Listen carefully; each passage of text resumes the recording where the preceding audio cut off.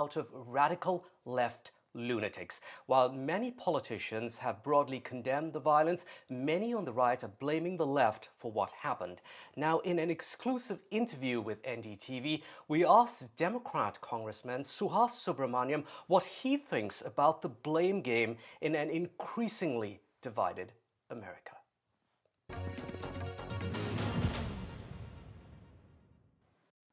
Congressman Subramanyam, the criticism against you, against the Democrats, is that you need to bring down that rhetoric and bring down the political temperature.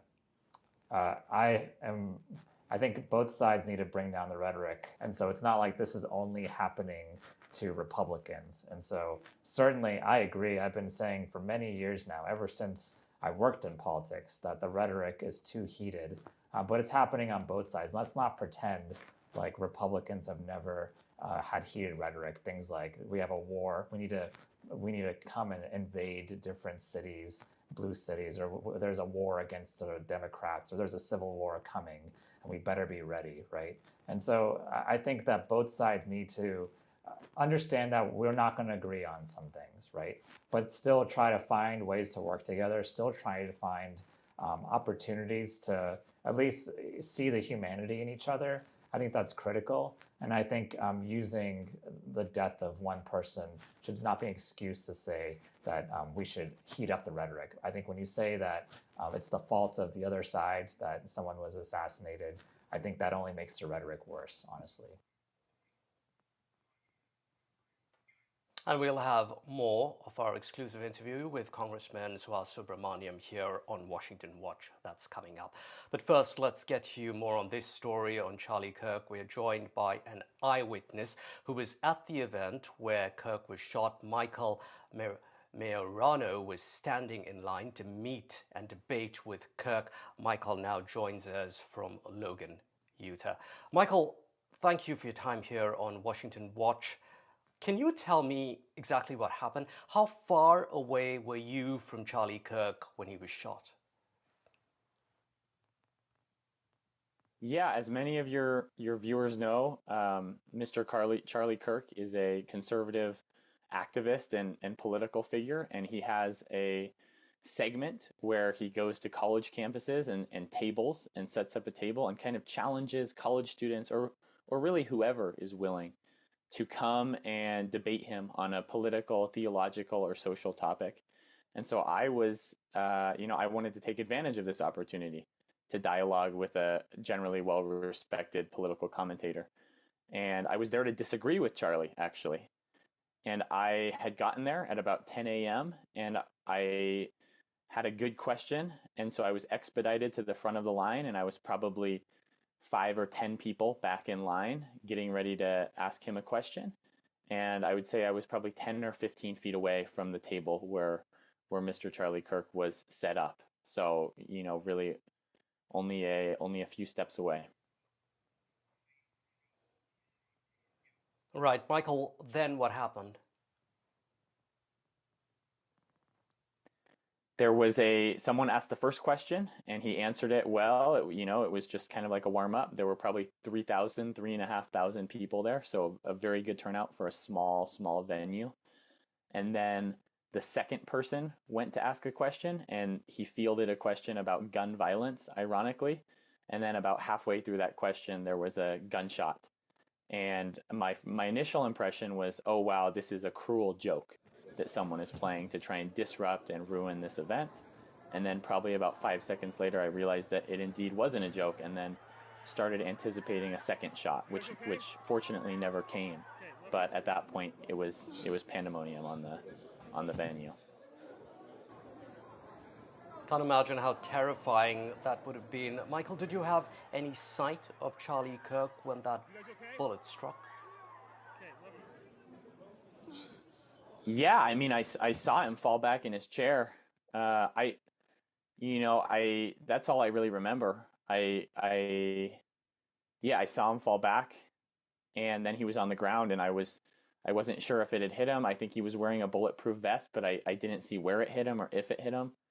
But I was, looking at him just momentarily before, and then once he fell back in the chair, I couldn't really see him. He was behind the table, and then we were all, we didn't know what would happen. I think everyone was thankfully, I was relieved when I found out that it was a targeted shooting and not a mass shooting, because I was waiting for bullets to fly.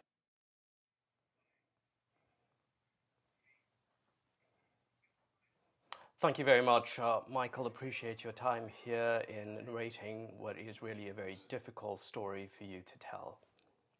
In other news now, an India-US trade deal may be closed. That's according to Sergio Gore, President Trump's nominee for ambassador to India. At a confirmation hearing before the Senate Foreign Relations Committee, Gore told lawmakers that the two sides are not far apart and things could be wrapped up in the coming weeks. If confirmed, 38-year-old Gore is said to be the youngest ever ambassador to New Delhi. Gore also vowed to press India to end Russian oil imports while pointing to Trump's close friendship with Prime Minister Modi as a strength in the relationship. We're actively negotiating with the Indians right now. In fact, the president has invited their commerce and their trade ministers to come visit us next week, and they'll be meeting with Ambassador Greer here in Washington. Part of that will include a hopeful deal. We're not that far apart right now on a deal. In fact, they're negotiating the nitty-gritty of a deal. So is the Trump administration really ready to make a deal with India? We've heard that all too often before, only to be disappointed. I sat down with Indian-American Congressman Suhas Subramanyam to find out. Congressman Subramanyam is a Democrat from Virginia.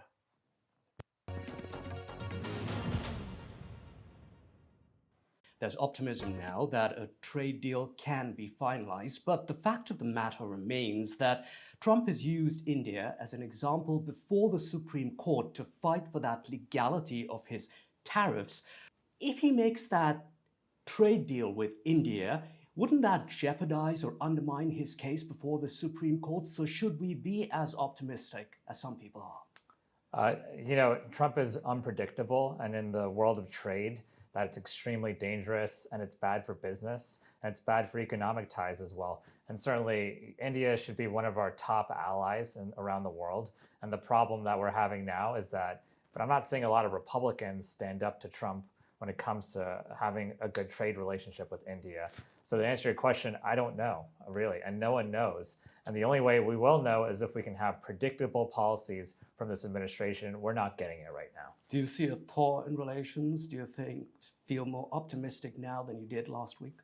I don't know, because with friends like Trump, who needs enemies, right? And so we've built this relationship up over several administrations now. It's come a long way in the past 20 years. And I was in the Obama White House. We had a fantastic bilateral meeting with Modi. And even the first Trump administration at times said that we're going to prioritize this relationship. But it looks like they've unraveled all of it. And for what? Is so Trump can be the world bully on the world stage. And the reasoning behind the tariffs, with India's buying Russian oil, Europe is buying just as much, if not more, Russian oil.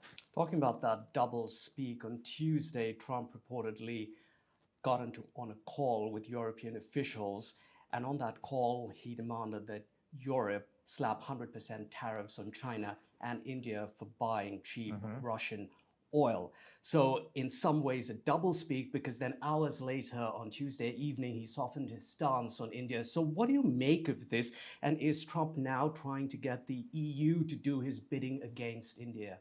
Again, I think the tariffs are illegal. I think the Supreme Court should do the right thing and strike them down. If we want to have a good trade relationship with India, Europe, anywhere around the world, we have to be a good standing party. We have to be a good faith partner, and that means simply asking these countries what we want, right? Telling them what we actually want from the relationship. And I think this administration sometimes doesn't even know what they want. They just want leverage, or create this illusion of leverage, and then create this illusion that we got something out of some deal. And so it's very much like Trump to create a problem and then solve it, right? So that he can say he solved the problem. That's what he's doing right now, except this is a harder problem to solve long term. You come from a constituency with several Indians, with many of them running businesses. What are they telling you? Have they begun to see the impact of the tariffs? Well, the ones who voted against Trump are saying, "I told you so." They're saying to their friends, like, well, this is what happens when you elect someone as unpredictable and dangerous as Donald Trump. And the ones who voted for him have been quiet, I'll be honest. And sometimes I ask them about whether they regret their vote, and they're not there yet as far as admitting that they regret their vote. But they are very, very concerned about the tariffs. A few of them have justified it, saying, this is just part of the game, and it'll all die down, and we'll all get used to it. But I think if you're being honest with yourself, you should be regretting that vote for Donald Trump if you're an Indian American in Virginia, and certainly a lot of people in Virginia who voted for Trump should be regretting that vote. In other news now, a 47-second cell phone video from a Dallas suburb has spiraled into a national flashpoint. A Texas man posted it with an anti-immigrant message about his Indian neighbors. What started as a festival celebration is now stoking a fiery debate. The video shows neighbors celebrating outdoors with traditional Indian drums and dancing, but the clip went viral because of the man behind the camera. Texas resident Daniel Keeney captioned it saying, "Typical view outside Dallas. We should cancel H-1Bs. I want my kids to grow up in America, not India." Keeney complained his neighborhood was overrun by Indians, describing evening walks as like strolling through Mumbai. Within hours, the post raked up millions of views, eventually forcing Keeney to delete the original post. Now, some applauded Keeney, warning even that legal immigrants should be repatriated, while others pushed back, calling his remarks racist. North Texas has seen a surge of South Asian families in the past decade, many highly skilled workers on visas. Sikh truck drivers in the U.S. are facing a major backlash after a horrific accident of a fellow trucker on a Florida highway. What began as one man's wrong turn has turned into a wave, really, of suspicion, hostility, and hate. Nearly 1 in 5 truckers in the United States is Sikh. They are the backbone of America's supply chain, yet today many say that they feel like outsiders in the very country they help keep moving. My colleague Ridhima Kedia reports. On August 12th, Sikh truck driver Harjinder Singh made a wrong U-turn on Florida's turnpike. 3 lives were lost that day. It was a single mistake, but the consequences have spread far beyond the highway. So a large population of the truck community is Sikh truckers. And so when an accident like this occurs, it doesn't affect just one family, it affects the entire community.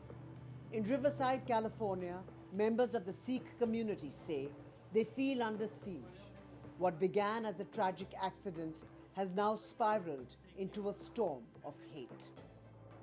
Our work is guided by the Sikh principle of seva, which is selfless service and standing up for those vulnerable communities.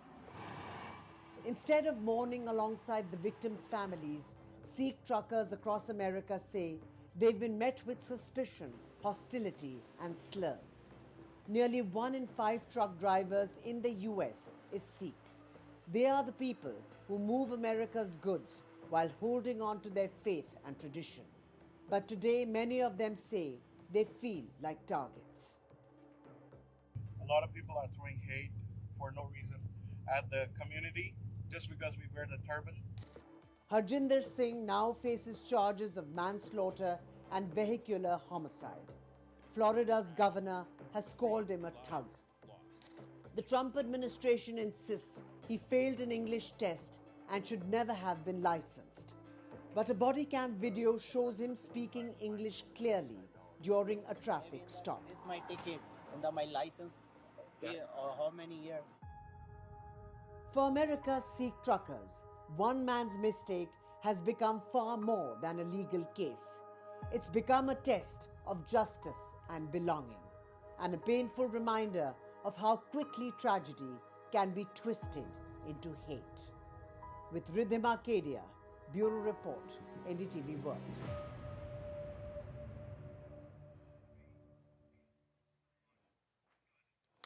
A brutal killing on a North Carolina train has grabbed national and international headlines. A young Ukrainian refugee, just 19 days in America, was stabbed to death in front of passengers. Now U.S. President Donald Trump is blaming Democrats, while critics accuse him of exploiting grief for politics.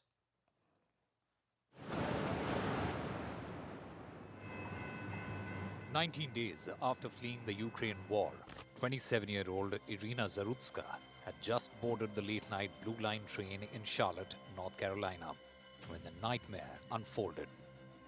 She sat quietly until the man behind her rose and plunged a switchblade into her neck and chest, again and again. At the next stop, he fled. Moments later, Zarutska collapsed on the carriage floor. Strangers rushed to help, but the wounds were too deep. She died before medics arrived. Her killer, 34-year-old DeCarlos Brown Jr., with schizophrenia and a criminal record stretching back more than a decade. This is a picture of the woman, a beautiful young girl that never had problems in life, with a magnificent future in this country. And now she's dead. She was slaughtered by a deranged monster who was roaming free after 14 prior arrests. President Donald Trump seized on the tragedy. In a fiery post, he blamed Democrats for Zarutska's death, saying her blood was on their hands because career criminals walk free on cashless bail. For far too long, Americans have been forced to put up with Democrat-run cities that set loose savage, bloodthirsty criminals to prey on innocent people. 24 of the top 25 most dangerous cities in America are run by Democrat mayors. Trump singled out former Democratic Governor Roy Cooper, now running for Senate, accusing him of being soft on crime. Republicans say Cooper's policies put violent offenders like Brown back on the streets. 5 years after George Floyd's death and the rise of Black Lives Matter, critics ask if America is now slipping into reverse politics. Was Irina Zarutska, a refugee fleeing bombs in Ukraine, ironically safer in a war zone than on the streets of America? For Irina Zarutska's loved ones, the noise of American politics overshadows their grief. She was an art graduate from Kiev, learning English to become a veterinary assistant. A life of promise cut short by senseless violence. Rhythm Arcadia's report for NDTV World.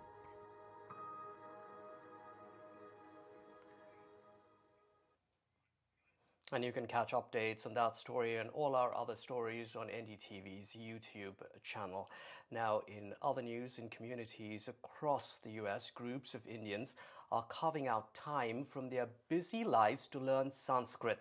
From weekend classes to 10-day crash courses, these Desis say Sanskrit is more than just a language, it's a way to connect with their heritage and culture. NDTV visited one such class in Maryland. Shankarasya patni par Shankarasya kasyaha patihi Ramakrishnaha Sharadayaha patihi. A volunteer teacher for Sanskrit Bharati have been helping folks to learn conversational Sanskrit. I mean, we get students in all age bands. Sometimes many of our peoples offer their homes, or we meet at some common places like temple, where we conduct this classic Sanskrit Bharati workshop, which is for about 10 consecutive days, 20 hours.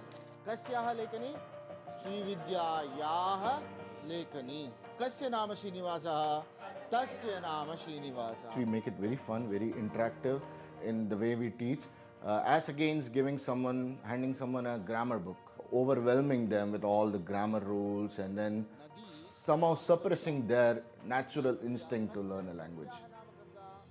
Okay, so the teacher is going to test two of his top students here. Yes. Etat kim? Etat phalam. Uttamam.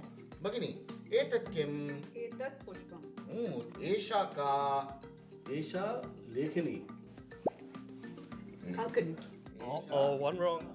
Esha Ankani. Esha Ka.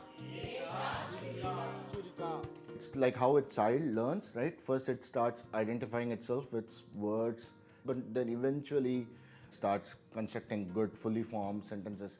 It's an immersion method as against learning a language through textbooks. Dantakurchaha. Eshaha Dantakurchaha. Kandukam. Etat Kandukam. There has been a perspective that's built that learning Sanskritam is very difficult. Only challenge, if I have to pick, is to overcome that perspective. Wanted to learn this Sanskrit as a conversational language so that I would understand any of the Kalidasa poems or any Valmiki poems that are written. Me and my family being 10,000 miles away from where I grew up, it kind of brings back those memories of a language that is close to my mother tongue. People who are taking the classes along with us are coming from India, but from other states. So having that common bridge between all of us, Sanskrit being the common language between so many of our other states, it does unite us all in a foreign country. When we bring them Sanskritam and then see that smile on their face is what motivates us further. Sahaka Saha Pravina Tasya Putra Ramaha Tasya Putra Ramaha. That's it for me on Washington Watch. Thanks for watching. I'm Allister Desis.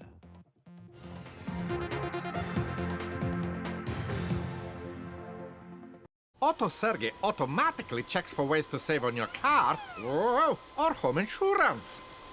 The Compares a Market app, the simplest way to save. If Lubasi was your son, you'd do anything to stop his suffering. He's in agony because he has an eye infection called trachoma. It's often spread by flies, like these. If Lubasi was your son, you'd take him to the doctor. But his parents can't afford to get him the care he so desperately needs. You can. When you give £2 a month to Sightsavers, you can help save more children from agony like this and spare their parents the pain of watching their children suffer. Every month, you'll help our eye doctors get to some of the world's poorest and most remote villages. It's so simple to treat trachoma, but we urgently need your support to do it. So please call 0800 038 4920, text Site10 to 82727, or go to sightsavers.tv to give £2 a month to Sightsavers right now. Some people think life slows down in your 50s, but I've got a few rounds left to go. And yeah, I will be retiring in a few years, so it makes sense to plan ahead. Come on, Mary. That's why I decided to learn more about over 50s life insurance from Cover Today. Look, the kids don't need the money, but it's nice to leave something to help with funeral costs and other expenses, so they can spend their money on nicer things. Cover Today are the only over 50s life insurer with no waiting period, unlike other insurers who could make you wait up to 2 years for full cover. With Cover Today, you're fully covered from day one. Come on! And you're covered for the whole of your life, so you can just get on with things. Plus, unlike other things in life, the price never goes up. Their claims process is really straightforward, so your loved ones will be looked after. Learning more couldn't be simpler and can be done in just a few minutes. Go online or talk to one of their friendly UK team who will chat you through your options in just one phone call. Cover Today are the only over 50s life insurer with no waiting period. Get covered in minutes with no annoying trips to the doctor. With fixed monthly payments, prices start at just £4.42 a month. Plus, you get your choice of a £125 gift card. So stop putting it off and get it sorted. That way you can get on with doing something much more interesting. To find out more about Cover Today, call our friendly UK team on 0800 977 6552 or visit covertoday.co.uk.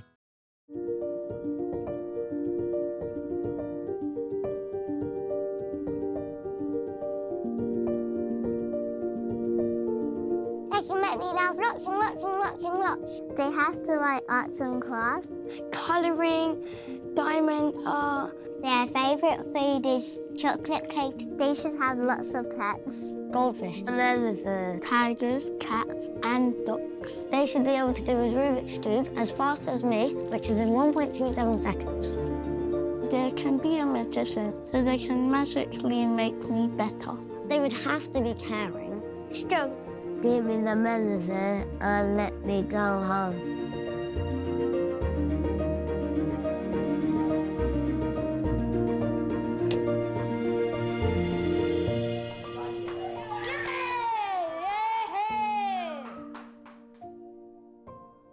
Thank you. It feels good knowing that your future's in hand. Evlo can offer you a loan from £1,000 to £15,000, whether it's for home improvements or for some of life's big moments. Evlo looks beyond your credit score and always takes a case-by-case approach. Visit evlo.co.uk to get